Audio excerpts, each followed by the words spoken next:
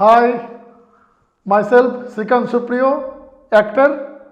সিনেম্যানিয়ার topic নিয়ে আলোচনা হয়েছিল, আমি এর আগেও দুটো এপিসোড করেছিলাম। তো আমার নিজের ইন্ট্রোডাকশনের থেকে আমার মনে হয়েছে টপিক ওয়াইজ একটু আলোচনা করলে মনে হয় তোমাদের একটু উন্নতি হবে বা তোমাদের ভালো হবে ব্যাপারটা। যারা এখন আসতে চাইছো, এটাকে প্রফেশন হিসাবে নিতে চাইছো, একটা কথা আমি বলে দিতে পারি, এই যে লাইনটা যেহেতু গ্ল্যামারাস ব্যাপারটা কি বলবো, লাইমলাইটে থাকার ব্যাপারটা সবাইকে ভীষণ কাছে টানে, ভীষণ টানে। আমরা যখন ছিলাম আমাদেরও টানতিস, আমাদের যে ছবি বেরোয়, ওই যে লোভটা, ওই লোভ থেকে কিন্তু অভিনয়ের দিকে চলে আসা, অভিনয় থেকে তারপরে আসার পরে দেখলাম ব্যাপারটা অত সোজা নয়। যেহেতু সহজ ব্যাপারটা মনে হয়েছে, ব্যাপারটা মোটেও সোজা নয়। এবং আরেকটা জিনিস, আমি যে মেডিটেশনের টপিক নিয়ে আলোচনা করেছিলাম, মেডিটেশনটা কেন গুরুত্বপূর্ণ, এইবার আমি ওই টপিকে আসবো। Don't take it other way. আমি সমস্ত প্রডিউসার্স, যারা ফিল্ম মেকার্স, ক্যামেরাম্যান, যারা ফিল্ম লাইনের সঙ্গে জড়িত টেকনিশিয়ানসরা আছেন, এবং যারা মেকআপ আর্টিস্ট, যারা অহরহ অভিনেতা অভিনেত্রীদের খুব ক্লোজ চলে আসেন, তারা আমার কথাগুলোকে স্পোর্টিংলি নেবেন। আমি কাউকে উদ্দেশ্য করে কিছু বলছি না, কিন্তু যেটা বলছি এটাকে আপনি এড়িয়ে যেতে পারবেন না, বা তোমরা এড়িয়ে যেতে পারবে না। তোমাদের তো জানা ভীষণ দরকার। এই যে মেডিটেশনটা জানো কেন? প্রধান কারণ কি? আমার মনকে নিয়ন্ত্রণ করা। আমি যদি আমার মনকে নিয়ন্ত্রণ করতে পারি, তাহলে আমি কাজে সঠিক ওটার প্রয়োগ করতে পারবো। দেখো, ছোটোর থেকেই দেখবে এই যে অপোজিট সেক্স, একটা ছেলেকে একটা মেয়ে দেখলে ভালো লাগে, একটা মেয়ের একটা ছেলে দেখলে ভীষণ ভালো লাগে। এই যে ভালো লাগাটা, এই ভালো লাগার থেকে একটা কৌতূহল তৈরি হয়। আমরা কি করি? জানতে চাই, শরীরের ব্যাপার জানতে চাই, মানসিক ব্যাপার জানতে চাই। এই জানাগুলো থেকে অনেকগুলো আমরা বলি না, ইলিউশন তৈরি হয়, অনেক অনেক কল্পনার তৈরি হয়, নানান রঙিন ব্যাপার ভাবতে থাকি আমরা। এবং আমরা ভাবি এই যে অক্ষয় কুমার রবীনা ট্যান্ডনকে নিয়ে শট নিচ্ছে, তাহলে রবীনা ট্যান্ডনের সঙ্গে নিশ্চয়ই কিছু না কিছু চলছে, তার সাথে তার কিছু না কিছু করছে। সেটা যে প্রফেশনাল শট, ওটা যে ওকে করতে হচ্ছে পেটের দায়ে, সেটা কিন্তু আমরা কেউ ভেবে দেখছি না। ওই সময়টাতে ওকে দেখতে হচ্ছে আমি লাইটটা ঠিকমতো নিলাম কি না, ওই সময় তার মাথায় রাখতে হচ্ছে আমি ডিরেক্টর আমাকে এইভাবে নিতে বলেছে, আমি এটা ঠিকমতো নিতে পেরেছি, ক্যামেরার ব্যাক সাইড হয়ে যাচ্ছে না তো, অনেকগুলো জিনিস চিন্তা করছি। কিন্তু আমরা যারা সাধারণ দর্শক, আমরা যারা উঠবি অভিনেতা, তারা হয়তো মনে মনে ভাবলাম সালা রবীনা ট্যান্ডনকে নিয়ে খুব চালাচ্ছে, আসলে কিন্তু না।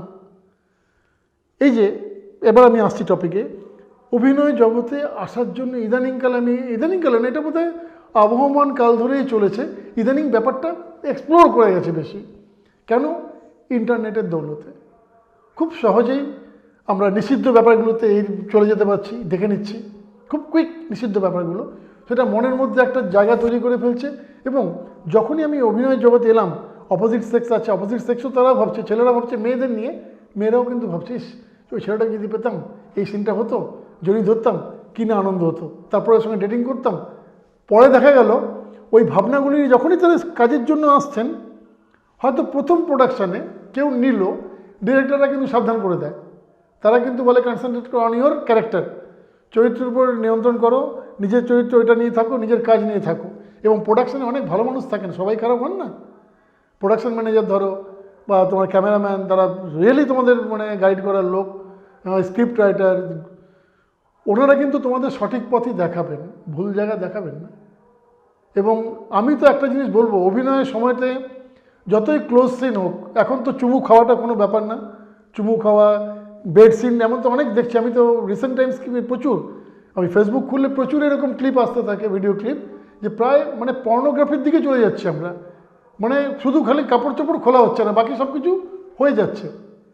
সেটাও তো অভিনয় করতে হচ্ছে। তো ওইটা দেখে কিন্তু ভাবার কারণ নেই কি তুমি ওটার জন্য এসছো। অনেক অভিনেতা আছে, তারা পার্সোনাল লাইফে কিছুই করে না, কিন্তু অভিনয়ের সময় এটা করছে পেট জন্য, পেট চালানোর জন্য, নিজেদের আছে এদের এক্সপ্লোর করার জন্য বিভিন্ন ক্যারেক্টার করে। তো তোমাদের আমি একটা সাজেশন করব, যখনই এই ভাবনা মাথায় থাকবে, আমি তো বলবো একদম মাথার থেকে বের করে দাও, বোথ বয়েজ অ্যান্ড গার্লস। হ্যাঁ, যারা বয়েজ অ্যান্ড গার্লস, তাদেরকে যে হিরো হতে চাইছো বা যারা হিরোইন হতে চাইছো, খুব সাবধান, ভীষণ পিচ্ছিল পথ, যে কোনো মুহূর্তে হারিয়ে যাবে।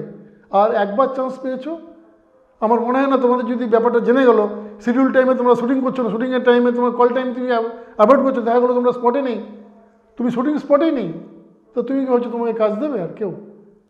ফিল্ম ইন্ডাস্ট্রি খুব ছোট, প্রত্যেকটা ঘটনা সবাই জেনে যায়। এই ব্যাপারটা এত সবার মুখে মুখে চলে যায় ব্যাপারটা। এবং তুমি দেখবে যদি তোমার এরকম কোনো কাণ্ড হয়ে থাকে বা করে ফেলো, দেখবে আগের লোক তোমাকে ইন্টারেস্ট দেখাচ্ছে না তোমার প্রতি। তাহলে কী হবে? নিজের পায়ে নিজে কুড়ুল মেরে দেওয়া। আমি ছেলে মেয়ে দুজনকেই বলছি, দেখো বাবা, মেয়েরা don't take it other way, নিশ্চয়ই আছে, পার্সোনাল লাইফে করো, কেউ দেখবে না। তুমি তোমার পার্সোনাল লাইফে, নিজের লাইফে তুমি বিয়ে থা করলে বা যাকে ভালোবাসে তার সাথে সংসার করলে, nobody is going to, but whenever it is in profession, you have to take care about your profession and your family image, অনেক জিনিস এগুলো কিন্তু অর্জন করা খুব কঠিন, বর্জন করতে টাইম লাগবে না, মানে নষ্ট হয়ে যাবে কুইক। একটা বিল্ডিং বানাতে কত সময় লাগে বলো না, ওটাকে এক্সপোর্ট করে ভেঙে দিতে টাইম লাগে না? তো গুডউইল বানানো একটা ব্যাপার। সেই কারণে তোমাদের আমি বলেছিলাম মেডিটেশনটা হচ্ছে কন্ট্রোল ওভার মাইন্ড। এই মনটাকে, মন যখন চাইবে ওকে জড়িয়ে ধরি, ওকে পেলে ভালো হতো, ওইখান থেকে ইমিডিয়েট তখন নিজেকে বলো, এই এটা কি তুই এই জন্য এসছিস? তুই তো এই জন্য আসিসনি। তোর যদি অভিনয়টাই প্রাধান্য হবে তাহলে তুই তো অন্য কোনো জায়গায় চলে যাবি। অনেক জায়গা আছে পয়সা দিলে মেয়ে পাওয়া যায়, সেখানে চলে যাবি। এখানে কেন? কেন কাজের জায়গাতে? কাজের জায়গাটাকে সম্মানের জায়গা ধরো। আমি এই জন্য বলেছিলাম যে শুটিংয়ের স্পটে ফ্লোরে যাচ্ছ, যেখানে যাচ্ছ প্রণাম করে ঢোকা। কাজকে মা বলো, মন্দির, কাজ হচ্ছে মন্দির। ওই মন্দিরের মতো বিহেভ করো এবং অ্যাক্টরদের সঙ্গে রিলেশন অবশ্যই রাখো, কোনো অসুবিধা নেই, কিন্তু কাজের সময়টা খেয়াল রাখতে হবে, কাজটা যেন ঠিক হয়। আমার জন্য যেন কাজ আটকে না যায় এবং আমি যেন আমার কাজ হারিয়ে না ফেলি। আমাকে ভবিষ্যতে কাজ যদি পেতে হয় আমাকে কন্ট্রোল ওভার মাইন্ড ওটা রাখতে হবে। সবই দেখছো, সব কিছু আছে, অনেক আছে। আমি এই প্রসঙ্গে আমির খানের একটা কথা বলি। আমির খানকে তোমরা জানো মিস্টার পারফেক্ট ওনাকে বলা হয়। এবং আমির খান, এখানেও আমি আবার বলে নিচ্ছি, যারা ফিল্মের প্রোডাকশনের সঙ্গে জড়িত, প্রডিউসিংয়ের সঙ্গে জড়িত, আপনারা ব্যাপারটা অন্যভাবে নেবেন না। এটা তো কিছু কঠিন কথা আমি বলছি, কারণ আমি এগুলো দেখেছি, নিজের চোখেও দেখেছি।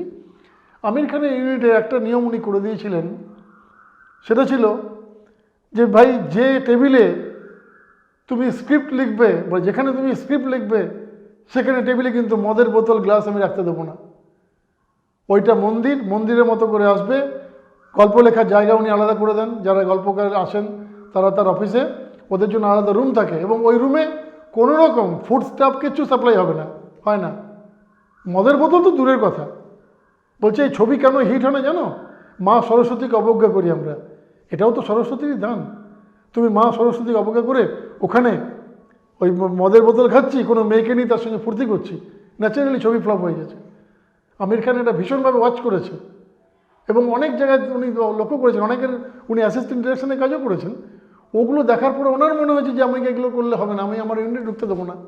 এবং তুমি লক্ষ্য করে দেখবে আমির খান বছর একটা ছবি করে, সুপার ডুপার হিট ছবিগুলো হয় এবং তার পেছনে পরিশ্রম এবং ওই যে কন্ট্রোল, নিয়ন্ত্রণ, ওনার বার্তা দেওয়া থাকে ইউনিটে, এটা করা যাবে না।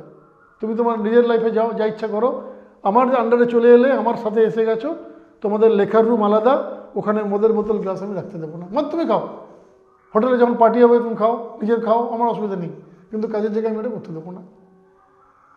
বন্ধুরা, আমার এই কথাগুলো কেমন লাগলো আপনারা ওপেনলি বলুন, আমার কোনো অসুবিধা নেই, তোমরা বলো কি ভালো লাগলে ভালো বলো, খারাপ লাগলে ভালো, খারাপ লাগলেও খারাপ বলতে পারো, কিন্তু আমার মনে হয় আমি কোনো খারাপ টপিক নিয়ে আলোচনা করিনি এবং আশা করি তোমাদের ভালো লাগবে। এবং আমি কি বলছি সেটা না, কি বলতে চাইছি সেটা ধরো। হ্যাঁ, আমি কি বলছি সেটা নয়, কি বলতে চাইছি সেটা ধরতে হবে। ওকে, পরে আবার দেখা হবে। তোমরা যারা এখনো আমাদের চ্যানেলটি সাবস্ক্রাইব করোনি তারা এখনই সাবস্ক্রাইব করো আর পাশের বেল আইকনটি অবশ্যই প্রেস করো আমাদের সমস্ত নতুন ভিডিওর নোটিফিকেশন পাওয়ার জন্য।